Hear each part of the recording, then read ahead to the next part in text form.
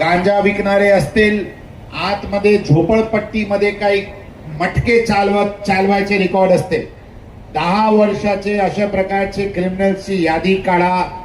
त्यांचे मन परिवर्तन झाले असतील तर योग्य, झाले नसतील तर 48 तासाचे मन परिवर्तनचे संधी द्या आणि 48 तासानंतर त्यांचे खरा इथे परेड काढा की ते त्यांचे मन परिवर्तन होतील.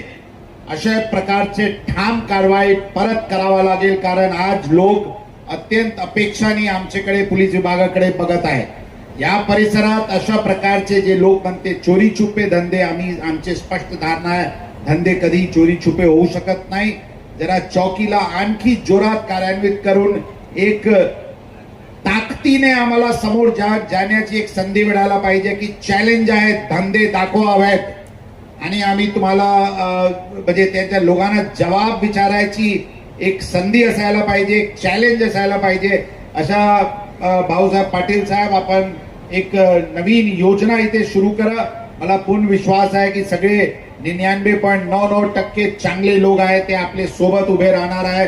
नागरिकांना आमची खुला आव्हान आहे, आपण आपले परिसरात एक पण थेंब अवैध दारू विकत असतील, जे कुटुंबाचे नाश करत असतील, किंवा एक टपरीवर जे गांजा आणि अवैध काही ड्रग्स वगैरे साधन सामग्री विकत असते, आपण आवाज उठवा. आम्ही आपले सोबत आहे. मनात काही शंका ठेवू नका की आपल्याला कोणी काही दमबाजी नंतर करतील. अशा कोणताही व्यक्ती आपले बालपत बाका करू शकणार नाही. याच्यासाठी आम्ही आपले सोबत उभे आहे, आपले सोबत भक्कमपणे उभे आहे.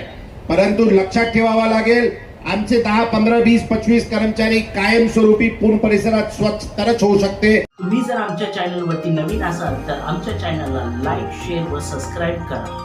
तसंच बेल आयकॉनचं बटन दाबून कमेंट करायला मात्र विसरू नका, कारण बातमी तुमची, साथ आमची. आपल्या हक्काचं चॅनल. धन्यवाद.